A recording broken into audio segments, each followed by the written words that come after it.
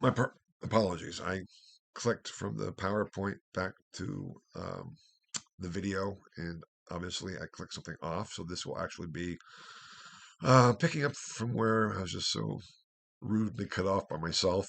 Um, Week two, lecture one, part two. This is what this will be.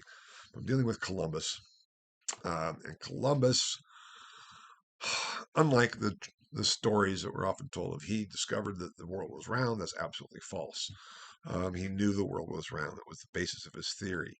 If you go back to that map of medieval trade routes, you can see the extensive distance from Europe, especially Western Europe, all the way over to the east, where we have India and the Spice Islands, where the spices were coming from. And Columbus thought, if I look at the world, knowing it's a globe, I can get to this east more quickly rather than going all over the land routes by sailing west, because that would just take me all the way around, boom, there. And sailing west, too, would be a lot quicker than sailing all the way down the coast of Africa and around Africa, and then because that hadn't been done yet.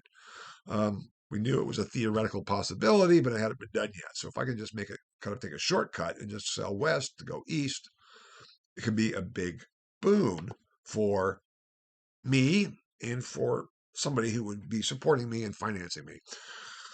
Columbus was Italian, Genoese. They weren't really interested. Genoa was very much involved in trade in the Mediterranean. They didn't want to why spend and risk a new venture that seemed to be ridiculous. But Spain then supported Columbus, and Columbus then went and did his experiment to see if he could get to the east. And what did he find? He found what he considered to be India when he found land. It took him, after even his third voyage, he still believed he had arrived in India.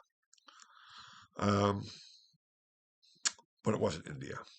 It was, somewhere in the Bahamas, but ended up being what's called the New World, which people started referring to.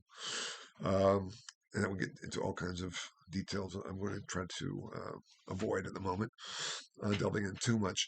But pretty much all of a sudden, this was a whole new source of wealth and a whole new opportunity for conversion, because these people here, the peoples where Columbus landed and discovered, he referred to as Indians, because obviously in his mind he had arrived in India. Who lives in India? Indians. That's where that name comes from. Now, we know that they weren't Indians in the sense of from India, they were Native Americans. This whole approach, though, was based on this is something that we can take. The world is our oyster all of a sudden. If you've heard that phrase, the world is our oyster. It means we just go and take whatever we can get. And that was the European mentality. And so pretty soon Spain was involved, but Portugal had already been involved with the discovery or the exploration of Africa and establishing colonies or trading posts, colonies on the west coast of Africa. So something had to be done because there was competition between Spain and Portugal. So finally, Spain and Portugal, there was a previous attempt to divide things up. But in 1494, in the Treaty of Tordesillas, the Pope officially divides up the world between Spain and Portugal. And here's the map with the dotted line going through the center of it being the demarcation based on the Treaty of Tordesillas between the west and the east. And Spain had the west, and Portugal had the east, which includes then that most eastern part of what we know today as Brazil. In Brazil, the language is Portuguese. The rest of South America, the language is Spanish. That's kind of the difference. That goes back to this. But we can see this emerging empires, because once it was realized that the Spanish and the Portuguese were all of a sudden making tons of profit, other countries, other nationalities, as they were being developed, wanted to get involved as well.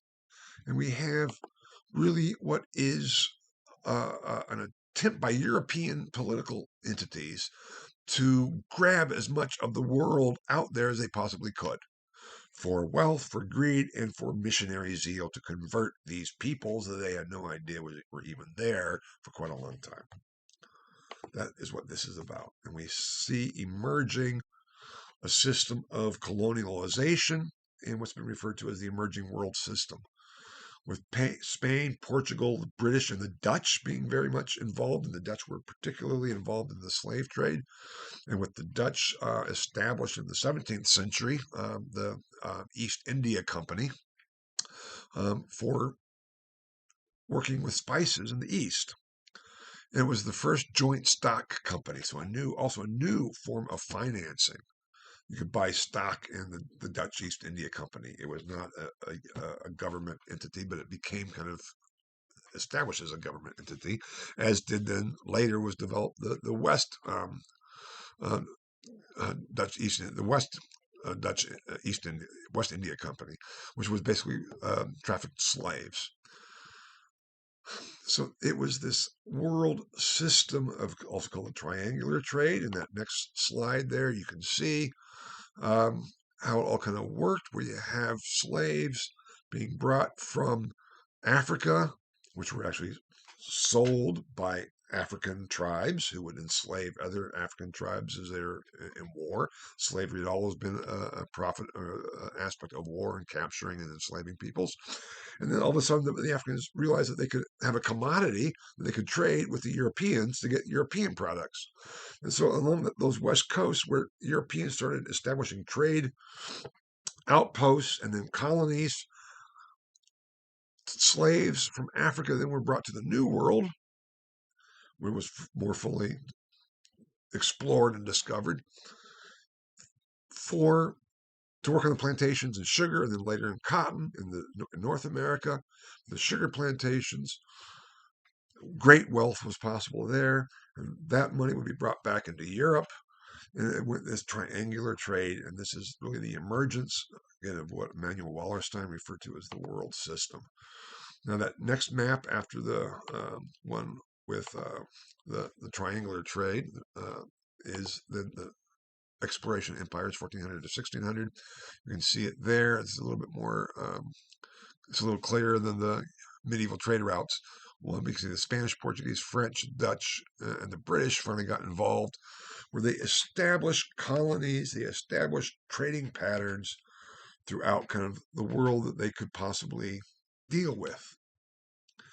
And this is at the same time that this Reformation was going on, that Europe was changing, developing, and their minds were being blown because all of a sudden what we thought was the world is not the world. The world is far vaster. There's more out there than we ever imagined. And it's ours for the taking. And we can use our power, our conquest, to enrich ourselves. That's what colonialization was a means of enriching the mother country, as it was called. And Wallerstein, in his development of the world system, talks about the core and the periphery. And the core were those core countries, the mother countries that were being enriched by the peripheries, the colonies. And pretty soon, European colonialization extended throughout the world, basically. Certainly some exceptions, Australia, etc. And that was the mentality from the European perspective. Now, from the other regions, from the, let's say, those colonized regions, this was not glorious European expansion, as it was traditionally called. This was invasion. This was invasion by a foreign peoples conquering us. So obviously there's animosity and tensions. That dynamic would be there throughout the early modern period. And it's only in the modern period that we start to see the end of colonialization and the decolonization of the world, the European colonization. But at this time, in the emergence of early modern Europe, this transformation from medieval forms of thought, from the myth of Christendom, What came out of that was an emerging myth of the nation state, where these individual states, Portugal, Spain, France, British, the Dutch, became the seat of authority rather than the Pope or the Emperor. And we'll talk more about the outcomes of the Reformation and how this concept of the nation state developed in the next lecture. But that is what's going on here. So it's a very complex, multifaceted period of transition in myths, or the overarching stories we tell ourselves about the meaning of it all, of how it all works. And what had all worked, even with tensions and infighting in medieval Christendom, all kinds of tensions and infighting and debates. Who ruled, who was ultimately in charge of Christendom? Was it the emperor or was it the Pope? Hopefully I addressed that enough that we know that was all infighting. But as a whole, it worked. This idea, this ideal, this ideology, because we can also call these myths that I'm referring to as ideologies, overarching ideologies. We talk about the ideology of Christendom. And then we can talk about the ideology of the nation state. Because ideology, as I use the term, is simply that. These structures that allow us to make meaning of things. That's ideology. And we'll get more into that later on in this course as well. But that's what we're looking at when we look at this period from, let's say, 1400 to 1600. This changing transition from one understanding of the world and everything, the cosmos, to a new understanding. It was also during this period between 1400 and 1600 that the understanding of, again, the cosmos was also beginning to change. I'll be talking about that in a subsequent lecture dealing with the scientific revolution, because in 1543, Nicholas Copernicus published his De Revolutionibus. De Revolutionibus Orbium Celestium, on the revolution of the heavenly bodies. He published it posthumously, dedicated it to the Pope. It was very simple. He said, I can account for what we observe, which was the medieval natural philosophical approach of natural causation. I can observe things, and then how do we explain this? I can explain it better if we have a heliocentric universe rather than a geocentric universe. Again, we'll talk more about that when we get to the scientific revolution. But that began to blow people's minds too. All of a sudden, everything was different. Everything was different. Europe was changing. The understanding of how things work, our basic assumptions of the time, were being blown apart. And how do we then come to some sense of stability, to what's been called a new paradigm? How do we come to a sense of, now I know again how the world works, how the cosmos works, putting it all together? And that would be the process of early modern Europe. Now, that's it. I'm sorry this had to be in two parts. I'm sorry if I went over time. I can't tell now, because obviously the second part is relatively short compared to the first. But I think this is important to get in to understand what's going on when we get to 1648. And I'll be talking more about that and further developments in terms of the outcomes of the Reformation. We talked about the previous lecture, the last lecture, and how it all developed and what it all resulted in, and how it all played out, so to speak. But that will be next lecture. So thank you very much, and thank you for your patience. And I'll be back again.